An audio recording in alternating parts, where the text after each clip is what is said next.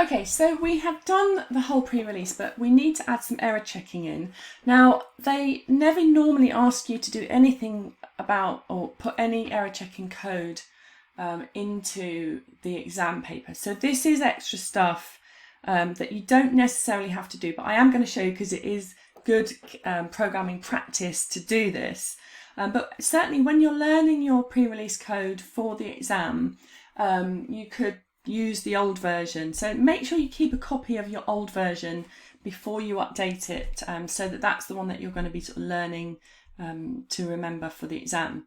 So if we think about when we are running this code, where the errors are going to happen, there's two main errors: is when the users enter data, that's usually where errors happen, and when we are looking up items that they've entered that might not be there. So if we enter, for example, we're going to enter a case, so we had to enter A1 or A2. And if they enter A3, well, that's going to cause a problem. So let me show you actually, let's do that. If we add something, so if I add A3, we've got an error. A3 is not in the list, okay? So, you know, we've got this value error here. Basically, it means it's where it's failing is this line of code here. It's looking up on the item code array up here. It's looking up A3 and it can't find it because it doesn't exist.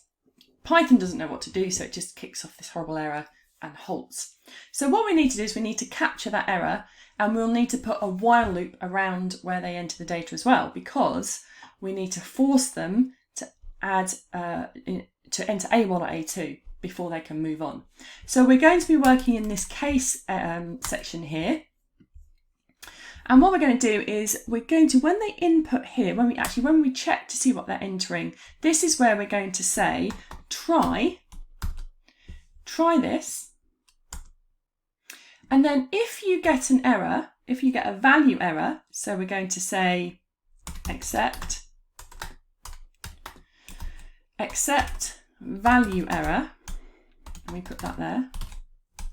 Then we're going to force the user to enter again, but we're going to do that in a while loop. So I'm just going to put an error to say, sorry, you must enter a correct code, or something like that. We need to, error messages, it's quite helpful to be as descriptive as possible. Okay, so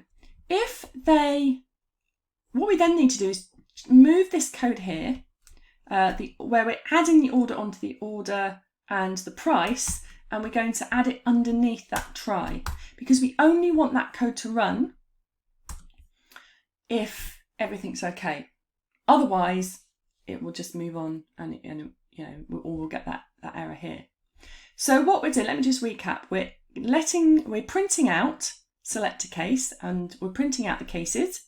We're then asking the user to input which case they want. And then we're using the try block, which is exception handling, it's called. And we're going to say, find me the item, try to find the item in the array. And if you find it, add that to the order and add the price to the order. But if you don't find it, print out, sorry, you must enter a correct code. And we're going to add this to all the other parts of our code later on. Now, again, this is not something that you really need to know about for GCSE or IGCSE. This is something that is in the A-level syllabus, so they won't test you on it in the exam, but it's good programming practice. So I know a lot of you like to sort of improve your programming beyond what the GCSE teaches you. So now what I'm going to do is I'm going to add A3, and it will print, sorry, you must enter a correct code. So instead of this horrible red error, it's actually, we've just printed out a nice error message. So I'm happy with that, but there's one aspect that I'm not happy with, and that is obviously it's moved straight onto the RAM. So if they enter something that's incorrect for a case, we just won't have a case. So what I'm going to do is I'm going to put all of this into a while loop, which is controlled by a sort of a Boolean, a true or false value. So I'm going to tab everything forward, and I'm going to add my while loop. I'm going to add it after I've printed out everything. You could add it before. You could add the while loop up here, but we'll do it here. So we'll say while invalid, or should I do it as valid? While valid equals false. Yeah, colon. But we need to declare that above it. So we do valid equals false, like that. And then what we're going to do is we're going to, under here, if everything's okay, we set valid to be equal to true. So this Boolean variable is going to control and force the user to enter the same value again and again, to enter a value again and again until they enter something that's in that array. Okay. Oops, didn't mean to do that. There we go. Okay, so let's run that again and we'll see. So I'm going to enter an incorrect value. I've got invalid syntax. Oh, classic there. Look, I've used 1 equals instead of 2. So let's just add that second one. I know always telling students not to do that, and I've done it myself, but that's always the way. Okay, hang on, let me just get that so it's viewable. So that's great. So what we're going to do is I'll enter something that isn't there, A3. Sorry, you must enter a correct code. I could add something else there, like try again or something like that. You know, I could enter anything. So this is our error checking until I enter A1, then it moves on. Okay, so then what you need to do is basically add that onto every place where we're entering data. So we can just copy this and we can do that first bit there. Actually, we can also copy the try. We can copy the try and we need to add that into the RAM. So I'm going to add it here. There's my input. And I need to change this. So if I add my accept value error, that's always going to be the same as well. And that's going to be here. There's my accept. Make sure that all the tabs are correct. So this bit is going to go, that's going to be RAM instead. Oops, RAM. So I can delete that one, and then everything else is going to be under here, but indented like that, and then valid equals true. Gosh, there we are. Can't type today. There we go. Okay, so I've got that print order price. I'm just going to remove that. Actually, that's debug that we don't need. That looks good. Let me just double check that's correct. That looks okay. Valid equals false. While valid equals false. Input, try. Yeah, I'm happy with that. Then we do it again. So we need to do it 2 more times. So just pause the video there, just double check that you've got your RAM code exactly the same as mine if you're adding it on. Then we can do it for the next one, we can do it for the hard drive. So I'm going to add it here. No, that's not right. That's not right, but that's completely the wrong bit of code. There we go. Try and accept. So we're going to input the main hard disk drive there. We can get rid of that line there. Add it in. Add the order. And then our exception.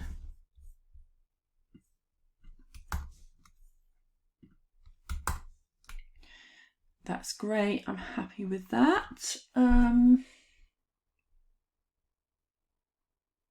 then the last one is inside our loop here, our while loop for task 2, we're adding additional items and we need to do exactly the same here, where we are letting them enter an additional item here, and if they don't enter the correct one, then we need to. So basically, we're going to have a while loop within a while loop.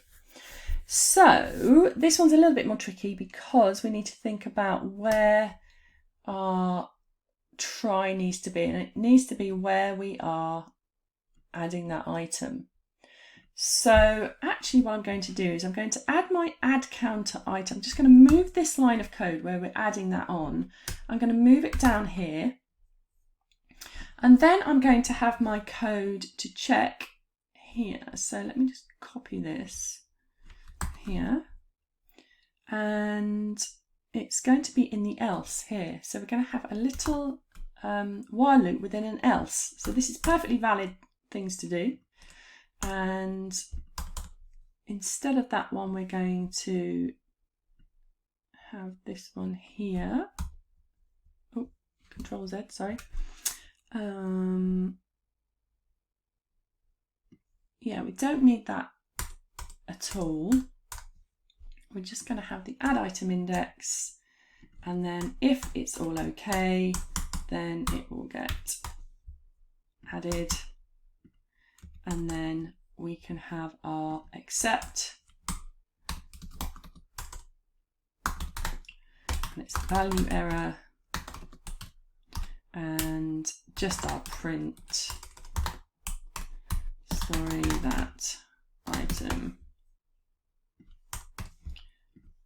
doesn't exist, like that. Okay, so let's just have a look at that. Just again, pause the video, make sure your code's exactly the same. Hoping that there's no errors actually. So what we're doing is we've got, if I just run through this, we've got our while loop, we're printing out our additional items, then we're saying add in what you want, and if they enter -1, then we're going to quit straight out, as we did before. They don't want anything. But if they haven't entered -1, we're going to then have a while loop to say add an additional item if you want to. Now, actually, there is a problem with this, because we actually need to have this again. If they don't enter the correct item, there's no other way to add another item. So actually what we need to do is we need to have another add item, and we need to do it here. We need to do it here. Yeah, it's a bit convoluted, but if we don't have that extra input, they're never going to be able to enter another item. So let's just check this works.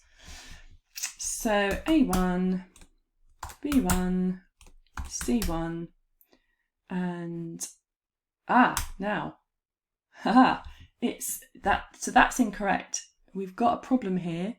And what have I done? What have I changed? So I've got the input, please enter an additional item. So it's added, we've added C1, and we've got our add item counter equal to 0. It hasn't printed out the total price. It's just gone to, oh yes, I know what I've done. Classic mistake. So in my hard disk drive one here, I need to make sure that valid is equal to true. Okay, so in the hard disk section, valid equals true. I missed that out. That's why that's caused an error. And actually I'll need to put this here as well. Valid equals true. So down here in my task 2, that needs it as well. Okay, so I'm going to run that again. Let's test. This is why testing is always really important. So it's A1, B1, C1. Good, there we go. So it's moved on now. So let's add, let me just try adding one that's there. That's good, so that's worked. But then I'm going to add one that's not there. So just some gobbledygook. Sorry, that item doesn't exist. Good, and then I'll add F1. And that's there, that's good. And then I can quit out. Brilliant, I'm really happy with that. Okay, so I don't think there's much else that we need to do. Just make sure that your code is like mine, because there's not really anything else that can go wrong or any other errors that we need to worry about really. So yeah, I'm happy with that. I'm happy that there's good error checking for that code.